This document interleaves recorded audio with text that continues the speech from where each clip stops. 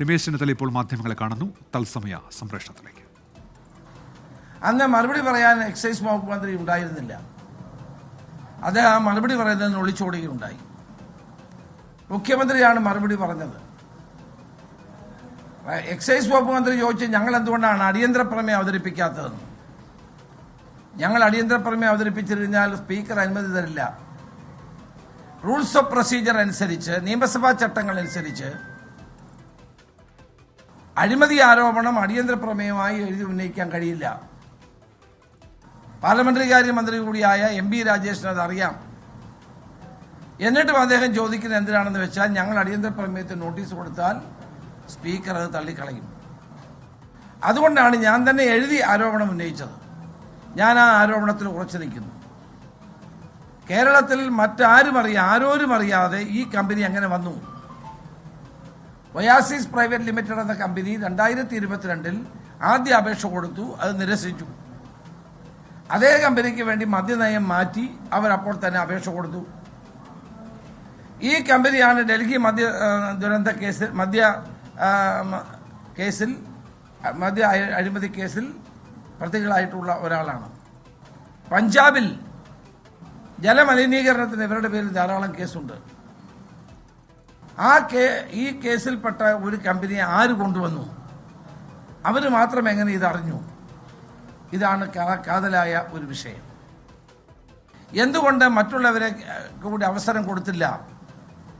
അപ്പോൾ വളരെ ബോധപൂർവമായി oasis private limited എന്ന കമ്പനിക്ക് മാത്രം ഈ മദ്യനിർമ്മാണ കമ്പനികൾ മുഴുവൻ നൽകാനുള്ള ഒരു ഉദ്ദേശം ഇതിന്റെ പിന്നിലുണ്ട്. അതാണ് അഴിമതി. അതൊരു ഫേവറേറ്റിസമാണ്, അത് നെപ്പോട്ടിസമാണ്. It's amount corruption. ഇതാണ് ഞാൻ നിയമസഭയിൽ പറഞ്ഞ കാര്യം. ഞാൻ അതിൽ ഇപ്പോഴും ഉറച്ചു നിൽക്കുന്നു. മാത്രമല്ല, ഈ പ്രദേശം കുടിവെള്ളത്തിന് വളരെയേറെ ബുദ്ധിമുട്ടുള്ള പ്രദേശമാണ്.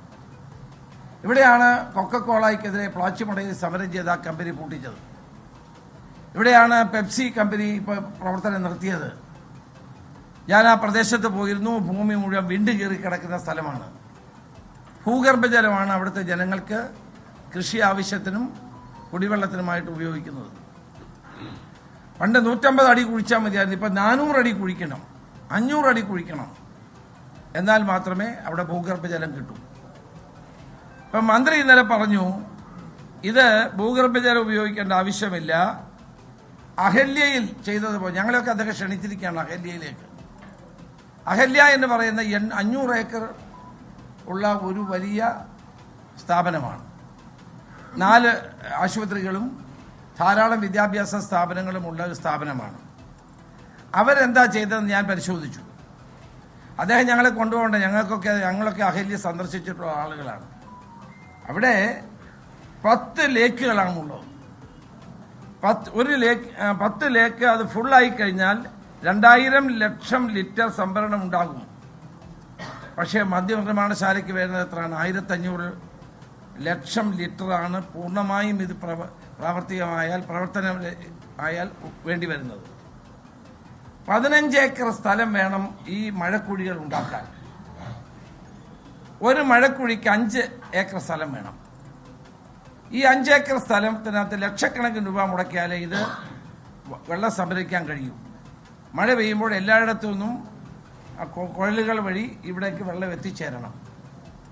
അത് 2000-ൽ ആരംഭിച്ച പദ്ധതി 2025-ലാണ് ഇപ്പോൾ അവർ പൂർണ്ണമായി കമ്മീഷൻ ചെയ്തിരിക്കുന്നത്. ഇങ്ങനെയുള്ള ഒരു അഹല്യ കുടിവെള്ള സംഭരണം, മഴവെള്ള സംഭരണം പദ്ധതി ചൂണ്ടിക്കാണിച്ചുകൊണ്ടാണ് ഇപ്പോൾ മന്ത്രി പറയുന്നത്. ഈ കമ്പനിക്ക് ആകെ 26 ഏക്കറേ ഉള്ളൂ. മഴക്കുടിക്ക് വേണ്ടത് 15 ഏക്കറാണ്. കുറഞ്ഞത് 15 ഏക്കർ വേണം. അങ്ങനെയുള്ള സ്ഥലത്ത് എങ്ങനെയാണ് 26 ഏക്കറിൽ എങ്ങനെയാണ് നിർമ്മാണ പ്രവർത്തനം നടക്കുന്നത്? മാത്രവുമല്ല, അത് തന്നെ അപ്രായോഗികമായ ഒരു നടപടിയാണെന്ന് എല്ലാവർക്കും ബോധ്യപ്പെടും. കാരണം 26 ഏക്കറേ ഉള്ളൂ. മഴക്കുഴിക്ക് 15 ഏക്കർ വേണം. പിന്നെ 11 ബാക്കിയുള്ള സ്ഥലത്ത് എങ്ങനെ ഫുൾ ഫ്ലഡ്ജഡായിട്ട് ഈ എത്തനോൾ നിർമ്മാണം, ബിയർ ആൻഡ് വൈൻ നിർമ്മാണം, ഇന്ത്യൻ വിദേശ മദ്യ നിർമ്മാണം, പിന്നെ എത്തനോൾ നിർമ്മാണം, ഇതെല്ലാം കൂടി എങ്ങനെ നടക്കുക 15 ഏക്കർ സ്ഥലത്ത്? തന്നെയുമല്ല, ഇപ്പോൾ മഴയെല്ലാം പെയ്യുന്ന മഴ മുഴുവൻ അവിടെ സംഭരിക്കുമെന്ന് പറയുന്നതും അപ്രായോഗികമാണെന്നാണ് ശാസ്ത്രജ്ഞന്മാർ പറയുന്നത്. അപ്പോൾ ആദ്യത്തെ ശുപാർശ ഗ്രൗണ്ട് വാട്ടർ ഉപയോഗിച്ചുകൊണ്ടുള്ള റെയിൻ വാട്ടർ ഉപയോഗിച്ചുകൊണ്ടായിരുന്നില്ല, ഭൂഗർഭജലം ഉപയോഗിച്ചുകൊണ്ടുള്ള മദ്യം ഉൽപ്പാദിപ്പിക്കുന്ന കമ്പനിക്കായിരുന്നു ആദ്യ ശുപാർശ. പിന്നീട് നമ്മൾ പ്രശ്നം ഉന്നയിച്ചപ്പോഴാണ് അദ്ദേഹം അത് റെയിൻ ഹാർവെസ്റ്റിങ്ങിലേക്ക് അത് മാറ്റിയത്. റെയിൻ ഹാർവെസ്റ്റിങ്ങും ഇവിടെ സ്വാഭാവികമായും പ്രയാസമുള്ളൊരു കാര്യമാണ്. തന്നെയുമല്ല, മഴനിഴൽ പ്രദേശമാണ്. നമ്മൾ വിചാരിക്കുന്ന അത്ര വെള്ളം അവിടെ കിട്ടില്ല. എൻ്റെ കണക്കുണ്ട്, പാലക്കാട് ജില്ലയിൽ കിട്ടിയ വെള്ളത്തിൻ്റെ 2007 പാലക്കാട് ജില്ലയിൽ 3020 മില്ലിമീറ്റർ ആയിരുന്നെങ്കിൽ 2011 2610 മില്ലിമീറ്ററാണ്.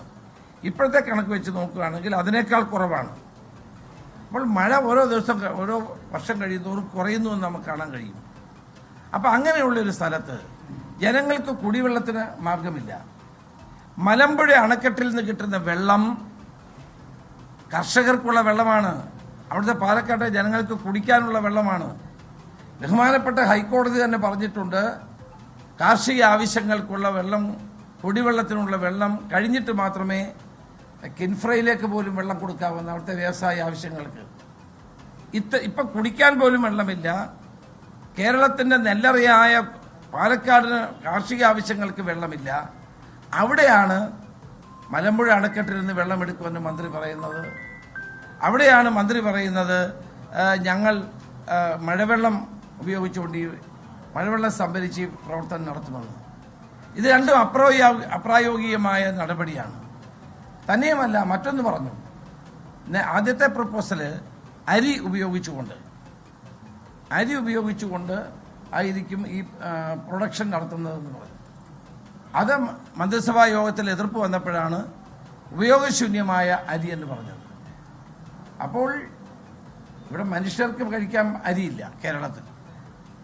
ആന്ധ്രയിൽ നിന്നും തമിഴ്നാട്ടിൽ നിന്നും കർണാടകത്തിൽ നിന്നും അരി കൊണ്ടുവരേണ്ടി വരും. അപ്പോൾ അങ്ങനെ ജനങ്ങൾക്ക് ഭക്ഷണത്തിന് അരി പോലും കിട്ടാത്ത സാഹചര്യത്തിലാണ് അരി ഉപയോഗിച്ചുകൊണ്ടുള്ള നിർമ്മാണ പ്രവർത്തനം നടത്തുമെന്ന് പറഞ്ഞത്. അപ്പോൾ അതും അപ്രായോഗികമാണ്. അപ്പോൾ ചുരുക്കത്തിൽ തന്നെയുമല്ല, വലിയ തോതിലുള്ള എൻവയൺമെന്റൽ പ്രോബ്ലം ഉണ്ടാക്കുന്ന ഒരു പ്രശ്നമാണ്. അപ്പോൾ ഇതെല്ലാം കൂടി കണക്കിലെടുത്തുകൊണ്ടാണ് തന്നെയുമല്ല ഞാനവിടെ പോയി അവിടുത്തെ ജനങ്ങളുമായിട്ട് സംസാരിച്ചപ്പോൾ ജനങ്ങൾ മുഴുവൻ ഇതിന് എതിരാണ്. അവിടുത്തെ MLA അറിഞ്ഞിട്ടില്ല, MP അറിഞ്ഞിട്ടില്ല, പഞ്ചായത്ത് അറിഞ്ഞിട്ടില്ല, ആരോരും അറിയാതെ രഹസ്യമായിട്ടാണ് ഈ ഓർഡർ പുറത്തു വരുന്നത്. ഓർഡർ പുറത്തു വന്നതോ കഞ്ചിക്കോടെന്നാണ് പറഞ്ഞത്. ആ ഓർഡറിൽ തന്നെ ആളുകളെ തെറ്റിദ്ധരിപ്പിക്കുകയാണ്. കഞ്ചിക്കോടെന്നാണ് ആ ഓർഡർ പറയുന്നത്. പക്ഷേ പ്ലാന്റും അനുബന്ധ സ്ഥാപനങ്ങളും വരുന്നത് എലപ്പുള്ളിയിലാണ്. പിന്നെ എലപ്പുള്ളി എന്ന് പറയേണ്ടിടത്ത് കഞ്ചിക്കോടെന്ന് എഴുതിച്ച. അപ്പം മൊത്തം ദുരൂഹതയാണ് ഈ കാര്യത്തിൽ ഞങ്ങൾക്ക് കാണാൻ സാധിച്ചത്. അതുകൊണ്ട് ഈ പ്ലാന്റുമായി മുന്നോട്ട് പോയാൽ അത് പാലക്കാട്ടെ ജനങ്ങളെ സംബന്ധിച്ചിടത്തോളം വലിയ തോതിലുള്ളൊരു പ്രതിസന്ധി ഉണ്ടാക്കുമെന്ന കാര്യത്തിൽ സംശയമില്ല. വെള്ളം കിട്ടുന്നില്ല, കുടിക്കാൻ വെള്ളം കിട്ടുന്നില്ല. ഇപ്പം ഈ എലപ്പുള്ളി തന്നെ നേരത്തെ 2 പൂ കൃഷി ചെയ്തുകൊണ്ടിരുന്നതാണ്. ഇപ്പോൾ ഒരു കൃഷിയെ ചെയ്യാൻ കഴിയുന്നു. അത് തന്നെ ഭൂഗർഭജലം ഉപയോഗിച്ചാണ് ആ കൃഷി ചെയ്യുന്നത്. ഇങ്ങനെയുള്ള ഒരു സ്ഥലത്ത് വൻതോതിൽ ജല ഉപയോഗം വേണ്ടി വരുന്ന തരത്തിലുള്ള ഒരു പ്ലാന്റ് കൊണ്ടുവരുന്നത് ആരെ സഹായിക്കാനാണ്? ഈ കമ്പനിയെ സഹായിക്കാനല്ലേ? ഈ കമ്പനി ആരാണ്? ഇന്നലെ രാജേഷിൻ്റെ പത്രസമ്മേളനം കണ്ടാൽ ബഹുമാനപ്പെട്ട മന്ത്രി, എക്സൈസ് മന്ത്രിയുടെ സംഭാഷണം കേട്ടാൽ അദ്ദേഹം ഈ കമ്പനിക്ക് വേണ്ടിയാണ് സംസാരിക്കുന്നത് മനസ്സിലാവും. ഈ കമ്പനി അല്ല, അവിടുത്തെ ജനങ്ങളാണ് പ്രശ്നം. അവിടെ വേണ്ടത് മദ്യമല്ല. ഞാൻ സത്യമുഖേനയുടെ വാക്കുകൾ കടമെടുക്കുകയാണ്. അവിടെ വേണ്ടത് മദ്യമല്ല ഉൽപ്പാദിപ്പിക്കപ്പെടേണ്ടത്. അവിടെ ജനങ്ങൾക്ക് ആവശ്യമായ അരിയാണ് ഉൽപ്പാദിപ്പിക്കപ്പെടേണ്ടത്. കേരളത്തിലെ നെല്ലറിയായ പാലക്കാടിനെ സമ്പൂർണമായും കാർഷിക മേഖലയിൽ നിന്ന് തുടച്ചു നീക്കാനുള്ളൊരു നീക്കം കൂടിയാണ്. പ്ലാച്ചിമടയ്ക്കെതിരെ സമരം ചെയ്തതാണ് ഇടതുപക്ഷ മുന്നണിക്കാർ. മുൻ പ്രതിപക്ഷ നേതാവ് രമേശ് ചെന്നിത്തലയുടെ വാർത്താ സമ്മേളനം മദ്യ നിർമ്മാണശാലയുമായി ബന്ധപ്പെട്ട അദ്ദേഹം ആരോപണങ്ങൾ കടുപ്പിക്കുകയാണ് ഇപ്പോൾ.